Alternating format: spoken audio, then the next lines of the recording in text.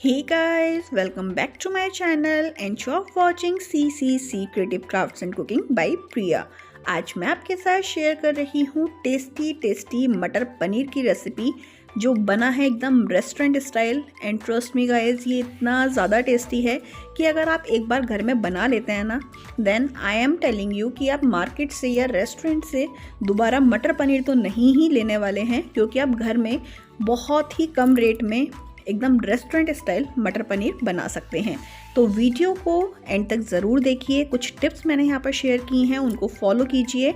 और अगर आपको मेरी आज की रेसिपी पसंद आती है तो वीडियो को लाइक ज़रूर कीजिए, चैनल को सब्सक्राइब कीजिए और कमेंट सेक्शन में अपना फीडबैक देना ना भूलें।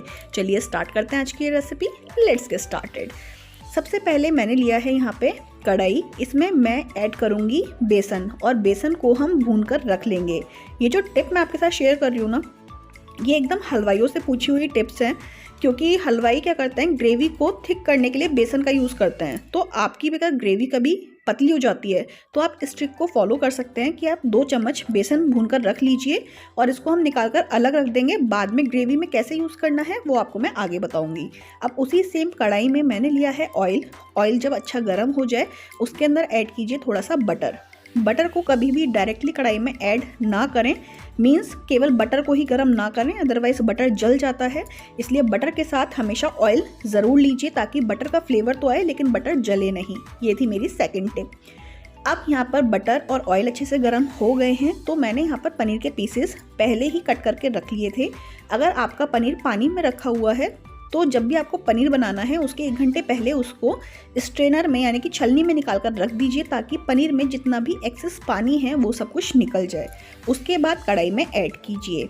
अब यहाँ पर थर्ड टिप क्या है कि जब हम पनीर को ऐड करते हैं कढ़ाई में फ्राई करने के लिए, तो आप देख सकते हैं यहाँ पर पानी बहुत ज़्यादा रिलीज़ करता है, क्योंकि पनीर के अंदर पानी होता है। तो आपको पनीर को बार बार इस तरह से टर्न नहीं करना है। जब सारा का सारा पानी सूख जाए उसके बाद ही आप इसको टर्न कीजिए, अदरवाइज पनीर टूट जाएगा और अच्छे से फ्राई नहीं होगा। तो ये मैंने सेकंड टाइम इस तरह से स्पैचुला से इसको टर्न किया था।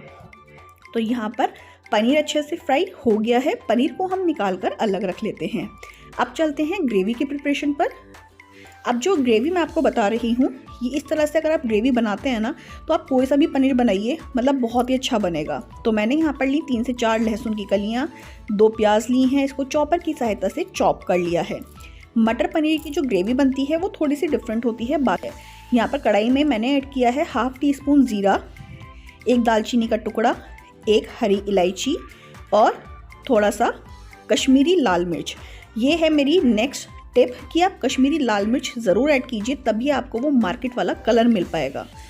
उसी के साथ हम यहाँ पर ऐड करेंगे जो प्याज और लहसुन हमने चॉप करके रखी हुई थी उसको। 2 हरी मिर्च भी आप इसी स्टेज पर ऐड कर सकते हैं। सभी को अच्छे से भून लीजिए। जैसे ही प्याज लाइट ब्राउन कलर की हो जाए उस स्टेज पर हम यहाँ पर ऐड करेंगे टमाटर। लेकिन जब हम मटर पनीर बनाते हैं ना, तो टमाटर को हमेशा ग्रेवी फॉर्म में ही ऐड कीजिए। तो मैंने यहाँ पर टमाटर को अच्छे से चर्न कर लिया था। अब मैं टमाटर को भी प्याज के साथ भून लूँगी। अच्छा, जो शाही पनीर वगैरह की ग्रेवी होती है उसमें हम क्या करते हैं कि टमाटर और प्याज को पहले कुक करने के बाद ग्रेवी बनाते हैं, लेकिन यहाँ पर क्या करते हैं कि प्याज और टमाटर की ग्रेवी कुछ इस तरह से बनाते हैं, जो थोड़ी सी डिफरेंट होती है, लेकिन आप समझ जाएंगे। तो आप नेक्स्ट टाइम इसी तरह से बनाएंगे और बहुत ही टेस्टी बनेगा। अब मैंने ली है यहाँ पर ताज़ी हरी मटर। उसी के साथ ऐड किया है नमक, 2 टीस्पून सूखा धनिया पाउडर, 1/2 टीस्पून गरम मसाला। सभी को आपस में मिक्स कर दीजिए। मटर मैंने यहाँ पर इसलिए ऐड की है क्योंकि अभी हमें ग्रेवी को पकाना है, तो जब ग्रेवी पकेगी उसी के साथ साथ मटर भी अच्छे से पक जाएगी। इसी स्टेज पर आपको जो भुना हुआ बेसन था वो भी ऐड कर देना है और फिर हम इसको ढककर पका लेंगे। 10 मिनट तक ग्रेवी को पकाने के बाद मैंने यहाँ पर 1 गिलास पानी ऐड कर दिया था। अगेन इसको 10 मिनट पकाया है और 10 मिनट तक पकाने के बाद आप देख सकते हैं कि ग्रेवी अच्छे से पक गई है। तो इस स्टेज पर आप यहाँ पर पनीर को भी ऐड कर दीजिए और पनीर को भी ग्रेवी के साथ पकने दीजिए। जब पनीर अच्छे से पक जाएगा, इसको लगभग 15 मिनट लगेंगे, हाफ फ्लेम पर इसको पकने दीजिए।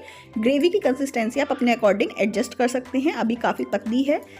लो फ्लेम पर जब तक ये पकेगा तब तक इसकी कंसिस्टेंसी भी काफ़ी थिक हो जाएगी। तो बस उस स्टेज पर हमारा मटर पनीर बनकर हो जाएगा बिल्कुल तैयार। बीच बीच में इसको चलाते रहिए। अभी आप देख सकते हैं कि ये थिक होना स्टार्ट हो गया है। अगर आपको राइस के साथ खाना है then it is the perfect consistency, और अगर आप इसको रोटी या पराठे के साथ खाना चाहते हैं तो 5 मिनट के लिए आप इसको और पका लीजिए ढककर लो फ्लेम पर।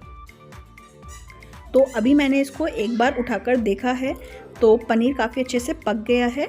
इस स्टेज पर मैं यहाँ पर थोड़ा सा धनिया भी ऐड करूँगी। मैंने फ्रेश हरा धनिया लिया है, उसको चॉप करके पनीर के साथ ऐड किया है और अभी लगभग मैं इसे 10 मिनट और पकाने वाली हूँ क्योंकि हमें रोटी के साथ इसको खाना है।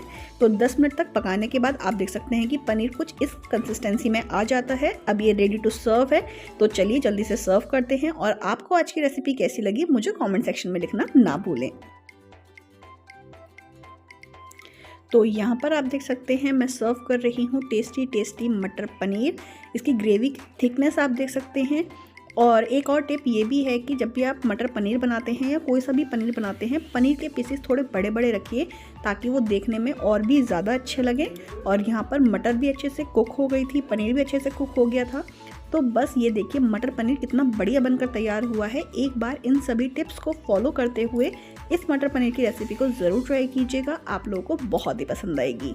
हम मिलते हैं अपने नेक्स्ट वीडियो में ऐसे ही कुछ और टेस्टी, इजी और इंटरेस्टिंग रेसिपीज़ के साथ। Until then, bye bye and take care.